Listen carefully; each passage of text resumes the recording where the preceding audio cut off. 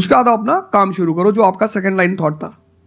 कोई लॉयर बनना चाहता है, कोई मेडिकल लाइन में जाना चाहता है, कोई मतलब जो भी आप एंटरप्रेन्योर बनना चाहते हैं आप करो, लेकिन अपने वो रिवीजन वाले 4 आवर बचा के रखो।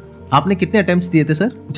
4 अटेम्प्ट्स आपने दिए थे। और आपने कहीं से कोचिंग ली थी, यानी लाखों रुपए दिए थे कोचिंग में? नहीं, तब लाखों नहीं थे, तब हजारों थे। अच्छा, हजारों रुपए आपने खर्च करे थे और आप एक मिडिल क्लास बैकग्राउंड से थे। तो टोटल 4 साल में आपका कितना पैसा लग गया होगा? रहना, खाना, पीना, और आपने तो पूरी तैयारी करी होगी, साथ में कुछ और नहीं किया होगा? I think so. कुछ नहीं किया, बिल्कुल। तो कितना आपका 4 साल में अच्छा खासा पैसा? 5-6 लाख रुपए लगे। 5-6 लाख रुपए उस समय लगे। आज के समय पे अगर किसी को कोचिंग लेनी है तो आई थिंक इससे 3-4 गुना 5 गुना आराम से लगेगा। आराम से लगेगा। तो 15-20 लाख रुपए उस इंसान का लग गया, और वो है एक मिडिल क्लास बैकग्राउंड से। मिडिल क्लास बैकग्राउंड से।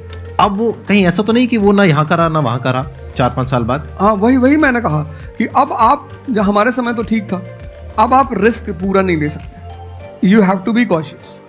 अब इनको कॉशियस होना पड़ेगा कि ठीक है, जैसे बड़े सारे लड़के क्या करते हैं, वो 1-2 अटेम्प्ट ऐसे ही देते हैं। अब तो इनके पास 6 अटेम्प्ट है। ओबीसी हैं तो और ज़्यादा है, SC ST हैं तो और ज़्यादा है। और मैं कहूँगा आप किसी भी कैटेगरी से आते हैं, आप 2 अटेम्प्ट से ज़्यादा कभी मत मानिए। ये पॉइंट बहुत अच्छा है कि आइडियली आपको अपने माइंड में ये रखना है कि एक ही अटेम्प्ट है मेरे पास में, मैक्सिमम अगर आपकी फैमिली अफोर्ड कर सकती है तो 2 अटेम्प्ट है। बिल्कुल। उसके बाद में अपने काम पे ध्यान देना है और इसको एज अ रिवीजन की तरह देखना है, मतलब इसको साथ साथ में चलाना है। ये नहीं कि अपने 5 साल या 6 साल लाइफ के सारे यही निकाल दिए और सारा पैसा घर वालों का लगा दिया, या उन्होंने खेत बेच दिया, या लोन ले लिया। ऐसी बहुत कहानियां मैंने सुनी है सर लोगों की, और बहुत ही दर्द होता है ऐसी कहानियां देख करके। ऐसे लोगों की जो कहानियां हैं वो उसको सुन करके बहुत ही बुरा लगता है अंदर से। चलिए आगे बढ़ते हैं जी। Sir, I wanted to ask how to fight the basically fear that we feel.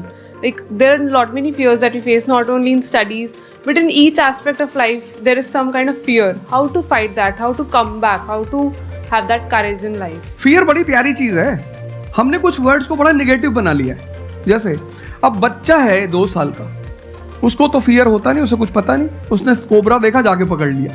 वो तो बाद में घर वालों ने देखा तो पता चला कि भैया कोबरा पकड़ के घूम रहा है। लेकिन हम बड़े हो गए ना, अब हम कोबरा देखेंगे तो वो हमारी बॉडी की जो मैकेनिज्म है वो हमें वार्न करेगी, अलर्ट करेगी।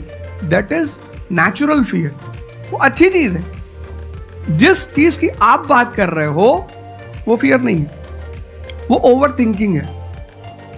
आज का जो युवा है वो फियर से परेशान नहीं है, वो ओवर थिंकिंग से परेशान है। अब ये ओवर थिंकिंग क्यों है, उस फैक्टर पे आते हैं। ओवर थिंकिंग की वजह क्या है? ओवर थिंकिंग की वजह यह है कि आज का समाज इतना एक्सपैंड कर चुका है।